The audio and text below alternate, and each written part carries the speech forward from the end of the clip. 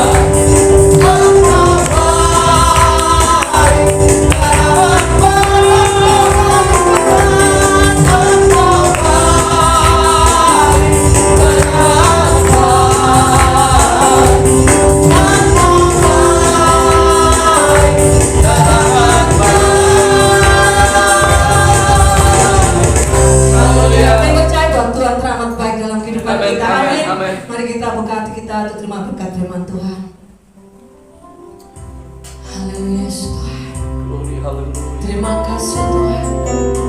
Haleluya. Firman dari manusia, amin, haleluya. Yang di antara kita ada hidup dalam hati manusia. Engkau datang bagi kemuliaan-Mu. Katakan firman jadi manusia. Haleluya. Firman jadi manusia. Haleluya. Diam di antara kita. Ada hidup dalam hati manusia. Engkau datang bagi kemuliaan-Mu.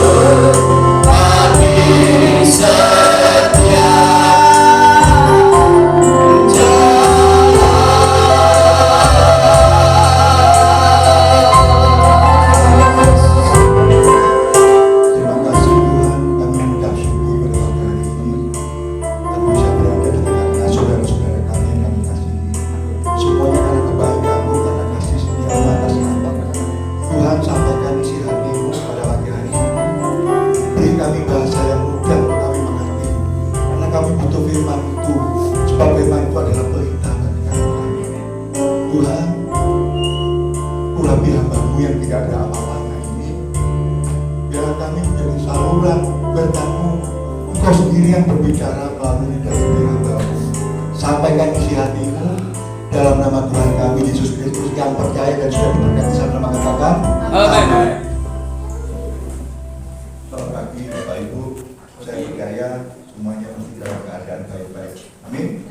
Judulnya adalah ketakutan.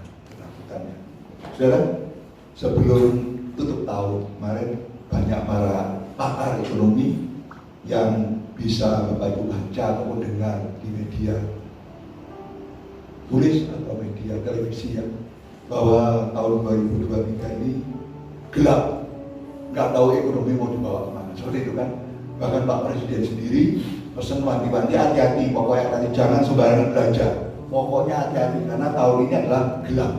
Tapi waktu saya mendengar itu ya takut juga sebenarnya, takut juga ya dunia usaha itu mau seperti apa. Nah, tapi saya yakin, saya percaya bahwa kita ini punya Tuhan. Amin. Yang selalu menolong. Ya. Karena itu saya ingin bahwa ini mumpung ini masih di awal tahun, di akhir Januari ya kan. Januari sudah kita lewat, nggak ada apa-apa. Itulah Tuhan kita yang sanggup memelihara kita sepanjang hari, sepanjang masa bahkan ya. Nah, ketakutan. Kita buka di Filipi 2 ayat 5.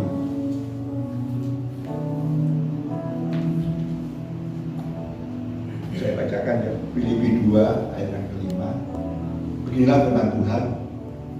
Hendaklah kamu dalam hidupmu bersama menaruh pikiran dan perasaan yang terdapat juga di dalam Kristus Yesus. Saya ulangi, hendaklah kamu dalam hidupmu bersama menaruh pikiran dan perasaan yang terdapat juga dalam Kristus Yesus. Itulah renungan kita pada pagi hari ini. Saudara, ketakutan itu menyerang seseorang tidak pada usia, baik itu dewasa maupun anak-anak ataupun manula seperti saya. Itu enggak, walaupun sudah kenyang mengenai masalah hidup, tapi ketakutan itu masih juga terjadi dalam hidup saya ya. Sebenarnya kalau ketakutan itu melanda dan menyengkeram setiap kita, hati-hati loh. Kita itu akan melakukan tindakan-tindakan yang bodoh sebenarnya. Kenapa saya katakan begitu? Karena akan melakukan sesuatu yang di luar daripada kehendak Tuhan. Nah contohnya, waktu mulai COVID, Bapak Ibu pasti dengar cerita, ada beberapa orang yang mengakhiri hidupnya dengan terjun dari apartemen lantai berapa, ya kan, meninggal dunia. Bahkan ada pengusaha di Semarang, pengusaha tekstil juga begitu melakukannya. Kenapa? Takut dia menghadapi hidup ini. Bahkan minggu kemarin saya baru dengar firman dari hamba Tuhan, bukan hanya orang-orang luar sana yang takut, orang Kristen pun takut. Di Toraja itu ada yang sempat cerita ke pendeta ini, kemudian disampaikan ke saya bahwa di Toraja itu banyak juga orang-orang Kristen tapi juga merasa takut dalam hidup ini. Kenapa? Menghadapi hari-hari yang gak menentu ya, yang gak menentu. Nah, saudara, jadi oleh karena itu jangan izinkan ketakutan itu melanda kita, apalagi menguasai hidup kita. Kita jalan bersama, otomatis bersama dengan Tuhan. Nah, saudara, kita baca di 2 Timotius 1 ayat 7, tak tolong dibacakan. 2 Timotius 1 ayat 7, apa kata firman-Nya? 2 Timotius 1 ayat 7, tak tolong salah satu. 2 Timotius 1 ayat 7. 2 Timotius 1 ayat 7. Sebab Allah memberikan kepada kita bukan roh ketakutan, melainkan roh yang membangkitkan kekuatan, kasih dan ketertiban. Puji Tuhan. Jadi ketakutan itu bukan produknya Tuhan, bukan loh ya. Ketakutan timbul dari kita sendiri, dari hati kita, dari jiwa kita, dari perasaan kita. Itu ketakutan, bukan sekali-kali produknya Tuhan ya. Oleh karena itu saudara, jadi kalau ketakutan mulai melanda, cepat itu diusir, cepat itu ditegik ya dalam nama Yesus, dalam nama Yesus, supaya keberanian muncul. Nah, yang produknya Tuhan itu adalah roh yang membangkitkan kekuatan, kasih dan ketertiban. Nah, produknya Tuhan itu ya kekuatan, kasih dan ketertiban. Makanya saya perhatikan di gereja-gereja besar sekalipun begitu bahasa roh manifestasi ya, begitu disuruh dia tertib sekali, langsung seret gitu. Itu loh Roh Kudus, nggak sakar dewe gitu loh. Roh Kudus itu mengajar kepada kita seperti itu. Amen. Nah sekali lagi, jadi kalau ada ketakutan tolong langsung ditegik, karena ketakutan itu bukan dari Tuhan. Sebaliknya dari Tuhan itu adalah membangkitkan kekuatan, kasih dan ketertiban. Nah saudara, hati-hati ya, tolong ya, jangan anggap bahwa ketakutan dari Tuhan, tapi dari kita sendiri. Nah, kita belajar ya tentang apa-apa saja sih yang menyebabkan kita menjadi takut gitu kan, apa saja ya. Nah, saya coba renungkan juga ini ya, karena saudara kayak apapun menyampaikan firman itu berat, karena si penyampaian firman itu harus melakukan juga. Seperti kemarin saya menyampaikan mengucap syukur pada kondisi saya waktu itu sangat parah, tapi saya harus menyampaikan mengucap syukur. Nah, sepulang dari tempat ini, waktu itu Pak tanggal saya 27 itu mantu saya dipanggil Tuhan. Nah, kayak apa sih, tapi saya harus tetap mengucap syukur, saya harus tetap menjadi pelaku firman. Berat dipegang firman itu ya, bukan asal ngomong enggak, tapi kita sendiri juga harus menjadi pelaku firman. Jadi harapan saya Bapak Ibu juga harus menjadi pelaku firman yang benar. Nah sekarang hal-hal apa yang menyebabkan kita takut ya? Yang pertama, kita itu kurang percaya dengan janji-janji Tuhan, kurang percaya, kurang mengamini janji-janji Tuhan. Nah, kita baca di Mazmur 18 ayat 31, minta tolong Mazmur 18 ayat 31. Mazmur 18 ayat 31. Adapun Allah jalannya sempurna, janji Tuhan adalah murni. Dia menjadi perisai bagi semua orang yang berlindung padanya. Kemudian kita sambung Mazmur 12 ayat 7 sampai 8. Mazmur 12 ayat 7 sampai 8. Janji Tuhan adalah janji yang murni, bagaikan perak yang teruji. 7 kali dimurnikan dalam dapur perleburan di tanah. Engkau Tuhan yang akan menepatinya. Engkau akan menjaga kami senantiasa terhadap angkatan ini. Janji Tuhan, itu loh. Janji Tuhan itu murni ya, murni. Pasti digenapi. Gak usah ragu-ragu, pasti digenapi. Bahkan di situ dikatakan ibarat perak, bukan sekedar perak, tapi perak itu sudah dimurnikan, dibakar sampai 7 kali. 7 kali dalam pembakaran sehingga apa, perak itu murni. Itu loh janji Tuhan. Janji Tuhan pasti digenapi. Bapak Ibu gak usah ragu-ragu, gak usah ragu-ragu. Amini setiap janji Tuhan, imani juga setiap janji Tuhan. Karena memang banyak anak Tuhan akhir-akhir ini jarang baca Alkitab. Jujur ya. Karena apa? Janji Tuhan itu ada di sini. Bagaimana kita bisa tahu janji Tuhan kalau kita tidak pernah baca Alkitab? Ya kan? Nah, kebanyakan, apalagi di generasi muda, mohon maaf ya. Pagi bangun tidur, yang dipegang mesti apa? Gadget atau HP. Bukan firman, bukan saat teduh, bukan. Karena itu ayo, siang hari ini kita ubah ya. Utamakan dulu janji Tuhan. Karena janji Tuhan itu sudah kekuatan bagi kita itu ya. Kekuatan. Nah, saudara, saya punya komunitas ya. Tahun kemarin itu dituntun oleh ketuanya, dituntun terutama bagi yang belum pernah baca Alkitab ya. Jadi dituntun tahun kemarin itu setiap hari baca firman itu 4 pasal, 3 pasal di Perjanjian Lama, 1 pasal di Perjanjian Baru.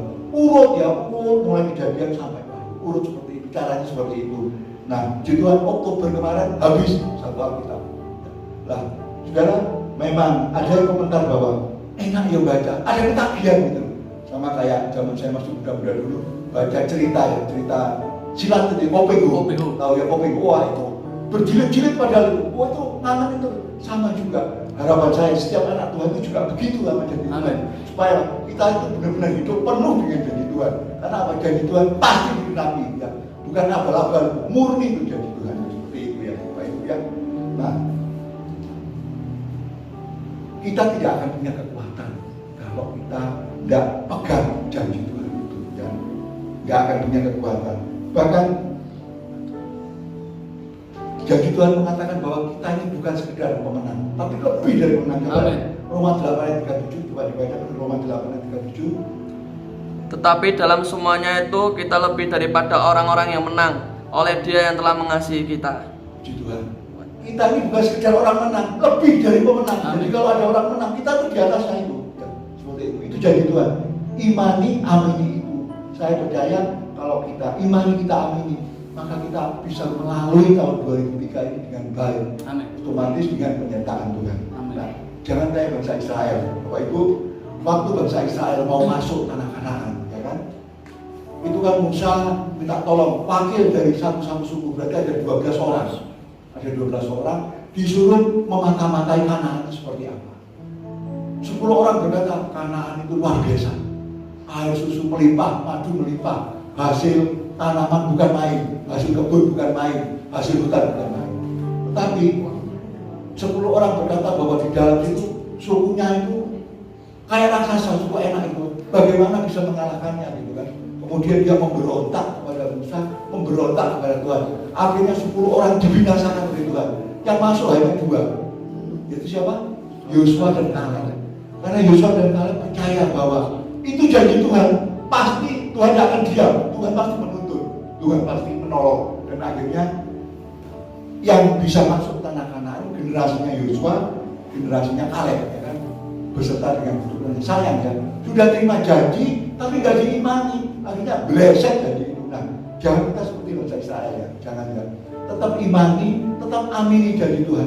Apapun yang menjadi janji Tuhan, imani dan amini. Itu ya yang pertama ya. Kurang percaya akan janji Tuhan. Oleh karena itu Bapak, Ibu, ini adalah tools kita, ini hidup kita ini ya. Bagaimana kita bisa kuat kalau kita tidak tahu janji Tuhan ada di sini, ada di Alkitab. Nah, coba nanti rundingan sama Pak Gembala, apakah mumpung masih habis Januari ini bisa diulang lagi, atau bisa ditoto lagi dari awal seperti apa baca Alkitabnya seperti itu ya. Urut saya ya. Karena apa? Jangan mencolot-colot. Karena apa? Di Mazmur, karena orang-orang kadang-kadang, wah aku suka Mazmur aja lah, enak membaca Mazmur, nggak kayak imamat, nggak kayak bilangan-ulangan, itu isinya mesbah segala macam, jangan seperti itu. Karena apa yang ada di Mazmur itu ada di kitab-kitab sebelumnya, baru disampaikan oleh Daud. Seperti itu ya, berurut ya. Apakah 2 pasal atau 3 pasal, saya itu urut. Kemudian untuk tahun ini kami memulai lagi, baca lagi. Cuman 3 pasal aja. Jadi 2 pasal perjanjian lama, 1 pasal di perjanjian baru. Perjanjian lama di Keluaran hampir habis, perjanjian baru sudah sampai di Korintus. Saudara, sambil ini jangan asal baca ya, tapi tetap direnungkan ya. Firman itu direnungkan, dibaca, direnungkan, minta tuntunan dari Roh Kudus. Apa yang saya dapat dari bacaan ini? Pasti dikasih tahu ya. Kasih tahu. Roh Kudus itu baik sama kita ya. Roh Kudus itu penolong. Ya. Pasti dikasih tahu. Oh ini loh pengertiannya seperti ini. Bahkan firman ini hidup. Suatu saat kalau saudara tahu ya ayat ini, oh pengertiannya A. Suatu saat ketemu ayat ini lagi, pengertiannya B, C dan D. Itu artinya firman itu hidup ya. Seperti itu. Nanti yang pertama ya, kurang percaya akan janji-janji Tuhan. Saya percaya di sini pasti percaya tinggal. Ayo mulai baca Alkitab ya. Bagaimana sekali lagi bagaimana saudara bisa kuat kalau saudara tidak pernah baca Alkitab ya. Firman itu bukan hanya kita dengar pada saat hari Minggu ini saja, bukan. Atau di tengah-tengah minggu lah, bukan ya. Tapi hari demi hari, setiap hari seperti Daud katakan, firman direnungkan siang dan malam. Direnungkan siang dan malam. Ya, seperti janji ya. Ya, Tuhan dengar ya. Ya, ayo kita mulai seperti itu. Yang kedua, hal-hal yang membuat kita mengalami ketakutan dalam hidup ini. Kurangnya kesadaran akan penyertaan Tuhan dan kurang percaya bahwa Tuhan itu menyertai hidup. Itu adalah kita ya. Enggak percaya, kurang percaya ya. Kita baca Mazmur 23 ayat 4. Kita tolong Mazmur 23 ayat 4. Mazmur 23 ayat 4. Sekalipun aku berjalan dalam lembah kekelaman, aku tidak takut bahaya, sebab Engkau besertaku. Gadamu dan tongkatmu, itulah yang menghibur aku. Itu pernyataannya Daud ya. Kemudian satu lagi ayat lagi, Yohanes 14 ayat 16 sampai 17. Yohanes 14 ayat 16 sampai 17. Aku akan minta kepada Bapa dan Ia akan memberikan kepadamu seorang penolong yang lain, supaya Ia menyertai kamu selama-lamanya, yaitu Roh kebenaran. Dunia tidak dapat menerima Dia, sebab dunia tidak melihat Dia dan tidak mengenal Dia. Tetapi kamu mengenal Dia, sebab Ia menyertai kamu dan akan diam di dalam kamu.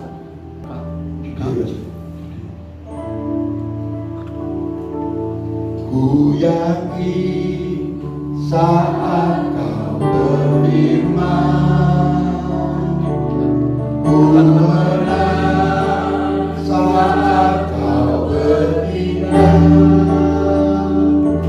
Hidupku hanya ditentukan oleh perkataanmu.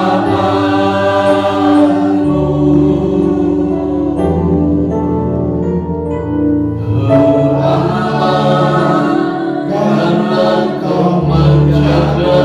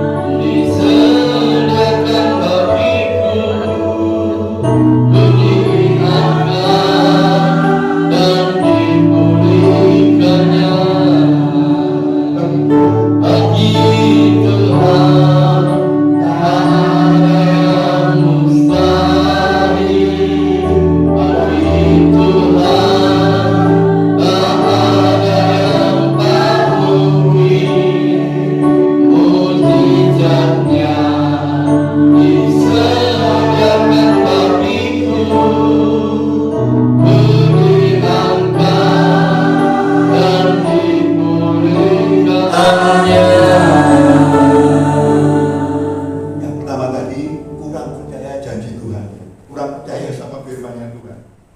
Yang kedua, kenapa sih kita ini kok takut dalam hidup ini? Kurangnya kesadaran akan adanya penyertaan Tuhan dalam hidup ini. Saudara, kita harus percaya seperti ayat tadi yang kita baca, sebelum Tuhan Yesus ditangkap di Taman Getsemani, Tuhan Yesus berpesan kepada murid-muridnya bahwa Tuhan, aku akan memberikan kepadamu seorang roh penolong. Apa itu? Kita ini harus percaya ya bahwa setiap kita itu ada Roh Kudus yang ada di dalam diri kita. Cuman Roh Kudus itu pernah saudara tegur enggak? Pernah diajak ngomong enggak gitu loh? Coba ya, kalau pagi, kalau saat teduh, coba doanya selamat pagi Roh Kudus, selamat siang Roh Kudus, selamat malam. Ajak bicara. Kenapa? Roh Kudus itu adalah Roh Kudus yang menolong, menghibur dan memimpin. Dan pertolongan, penghiburan atau mimpinnya dia itu kepada seluruh jalan kebenaran. Roh Kudus tidak pernah mimpin saudara melainkan tidak pernah. Itu bukan Roh Kudus itu ya. Jadi Tuhan sudah sediakan, tinggal kita ini mau memanfaatkan Roh Kudus itu atau tidak. Nah, saudara, kesadaran ini harus kita bangun ya, Roh Kudus dalam hidup kita. Bahkan minta tolong Roh Kudus bahwa aku masuk ke hadirat Bapa. Minta tolong itu pasti dituntun, kita dituntun oleh Roh Kudus itu ya. Gak tahu, saudara pernah negur Roh Kudus enggak ya? Saudara, kalau saya bekerja ya, walaupun nyopir misalnya ya, tapi tidak tutup mata loh ya. Saya selalu nyembah, minta tolong Roh Kudus bahwa aku masuk ke hadirat. Rasanya saya tidak mau ketinggalan hadirat Tuhan. Minta selalu Roh Kudus untuk mendampingi, menyertai, memimpin supaya kita tidak salah. Itu ya. Nah, saudara, kesadaran akan kehadiran Roh Kudus itu harus kita lakukan dalam kehidupan ini ya. Harus kita tingkatkan hari demi hari. Memang saya tidak pernah dengar audible suaranya Tuhan, tidak pernah. Tetapi setiap mau melangkah, saya minta Roh Kudus itu yang bicara dalam hati. Wes gak usah ini pekerjaan, wes gak usah diambil pekerjaan itu, gak usah. Ternyata betul, begitu saya gak ambil ternyata ruwet pekerjaan itu. Nah, begitu tender pun misalnya kalah gitu ya. Tapi dengan Roh Kudus, kalah saya bisa menjadi pemenang seperti itu. Itu bimbingan Roh Kudus. Artinya apa? Dia selalu membantu, selalu menolong. Tidak dibiarkan kita berjalan sendiri. Nah, sesulit apapun yang saudara hadapi di tahun ini, saya nggak tahu ya, masing-masing punya kesulitan sendiri. Minta Roh Kudus yang selalu menolong kita, membawa kita. Cari pasangan hidup pun yang masih muda-muda ya. Tolong minta tolong Roh Kudus, jangan salah loh. Jangan melihat hartanya, melihat partnernya jangan. Tapi minta tolong Roh Kudus, beri kami pasangan hidup yang mencintai dan dicintai Tuhan. Kan masih banyak yang belum nikah ya. Seperti itu doanya ya, itu ya. Jadi yang kedua, hal apa yang membuat kita takut? Kurangnya kepercayaan kita atau meragukan kita. Gak sadar bahwa Tuhan itu memberikan penyertaan dalam hidup kita, cuma tidak kita manfaatin ya. Seperti itu. Nah, Roh Kudus, Kau hadir di sini. Roh Kudus, datanglah sekarang. Ku angkat tanganku, berilah kuasa-Mu.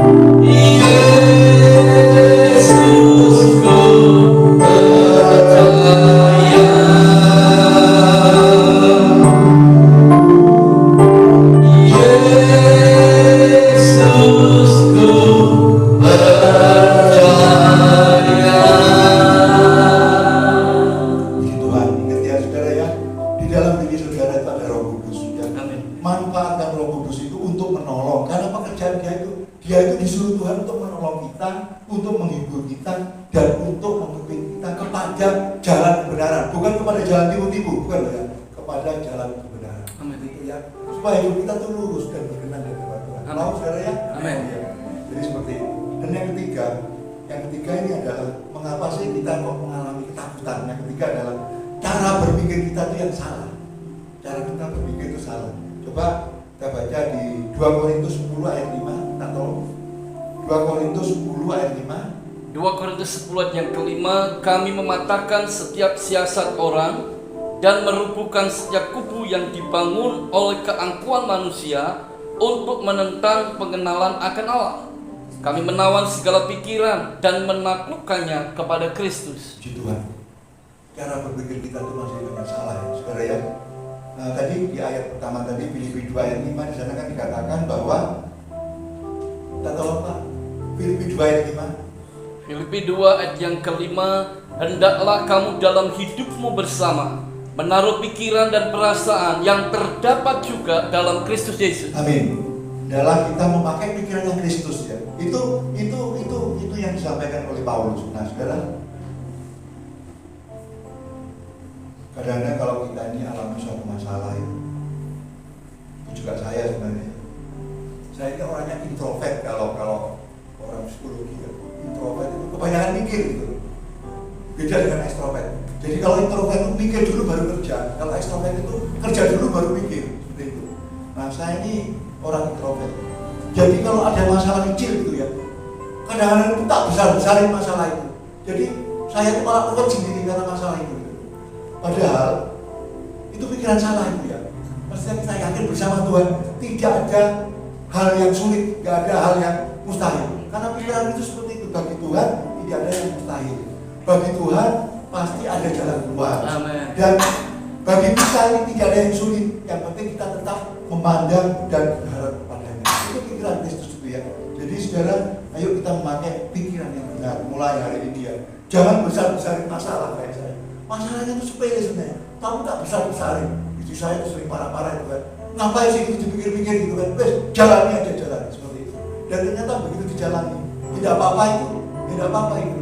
Tuhan selalu memberikan yang terbaik. Saudara, jadi kadang-kadang ya gimana caranya ya, saya kan nggak mampu. Masalahnya itu membunuh. Kalau kita lihat masalahnya besar, Tuhannya itu jadi kecil. Jadi ayo kita balik, Tuhannya yang besar, masalahnya jadi kecil. Amin. Tuhan itu menolong itu tidak tanggung-tanggung, di luar daripada batas kemampuan kita. Makanya ada ayat berkata bahwa Tuhan itu menyediakan segala sesuatu yang tidak pernah kita pikirkan, tidak pernah kita lihat, tidak pernah kita dengar. Itu Tuhan sediakan bagi kita. Oleh karena itu saudara, ayo mulai siang hari ini kita harus punya pikiran yang benar. Jangan dibikin-bikin lah, jangan dibikin sulit lah hidup ini ya. Percaya akan penyertaan Tuhan. Saudara, 3 hal tadi yang saya sampaikan, singkat sekali firman Tuhan. Jadi yang pertama, kenapa kita takut? Kurang percaya akan janji-janji Tuhan. Imani, baca Alkitabnya.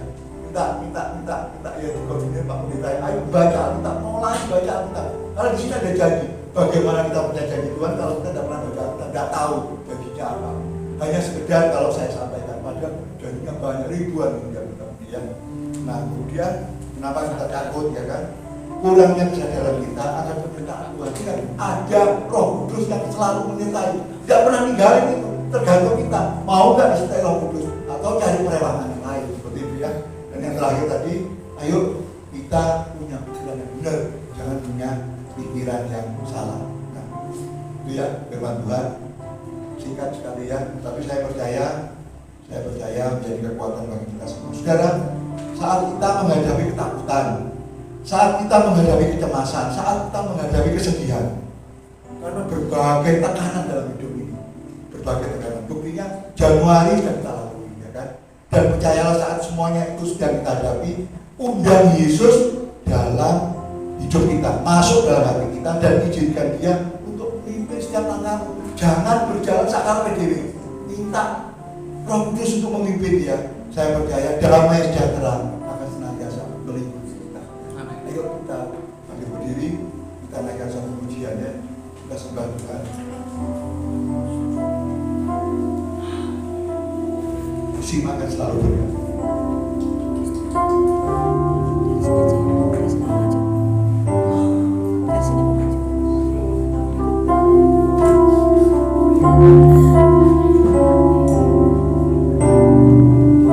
Musim akan selalu berganti, kasih Tuhan tetap abadi,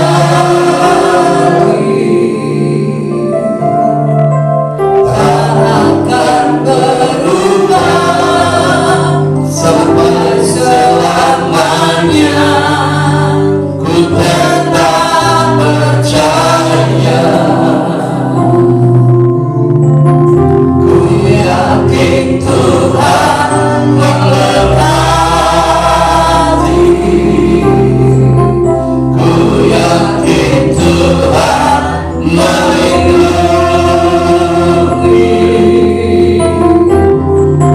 Burung di udara Tuhan pelihara karena kasih-Nya. Saudara, saya tadi udah bilang bahwa saya kesini terakhir tanggal 26 bulan Juli ya. 27 Juli itu menantu saya yang orang Bali itu dipanggil Tuhan. Ada tumor ya, tumor tapi cair. Tumor tapi cair istilah kedokteran itu abses ya, abses. Jadi sangat bahaya sekali begitu abses itu diambil kemudian pecah, dia akan meracuni otak itu. Akhirnya dipanggil Tuhan. Nah, makanya saya tadi bilang khotbah itu sulit melakukannya. Saya di sini mengucap syukur, besoknya mantu saya dibantu Tuhan. Nah sekarang rasa takut yang mendalam itu menimpa saya. Kenapa? Mantu saya punya anak 3, 11 tahun, 7 tahun, dan 5 tahun. Nah, bagaimana anak ini siapa yang merawat? Saya pikir seperti itu. Tapi saya percaya Tuhan memanggil, Tuhan sendiri yang merawat. Dan sampai sekarang anak 3 ini lancar, sekolahnya ya lancar. Saya pikir antar jemput, di besar saya besar-besar, antar jemputnya seperti apa, siapa yang ngajarin sekolah. Tapi puji Tuhan, Tuhan itu baik. Amin. Tuhan itu selalu menolong. Tuhan memberikan jalan keluar seperti itu. Amin. Jadi saudara, gak usah takut. Gak ada bingung, ya, gak usah takut. Ada Tuhan Yesus. Amin. Yang selalu bersama dengan kita. Yang penting kita imani. Dalam diri kita ada Tuhan Yesus. Haleluya.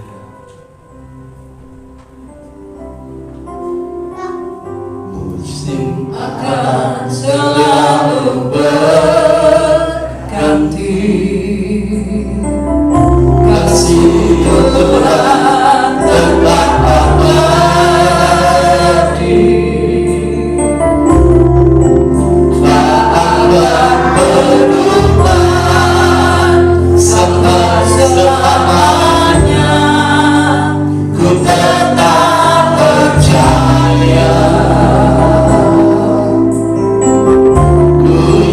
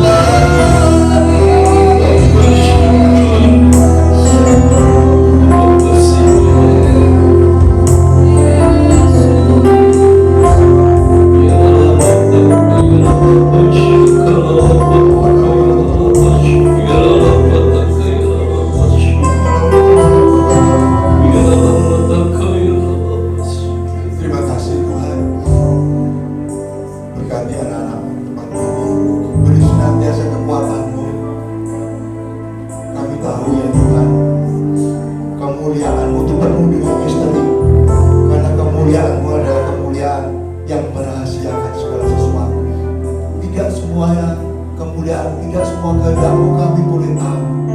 Tapi kami percaya Tuhan, Kau pasti menuntun kami, memberikan yang terbaik, dan kami bisa melalui tahun ini bersama-sama dengan Tuhan Yesus. Bahkan setiap anak di tempat ini menjadi lebih dari seorang pemenang. Karena Engkau yang bersama-sama dengan kami. Berkati gereja-Mu, berkati Bapak Gembala, Ibu Gembala, berkati kaum muda, remaja, sekolah minggu, berkati semua kaum bapak kami itu Tuhan. Terang-Mu ada di tempat ini, dan belah terang-Mu itu menyinari sekeliling tempat ini. Terima kasih ya Tuhan, Hamba-Mu sudah selesai berbicara.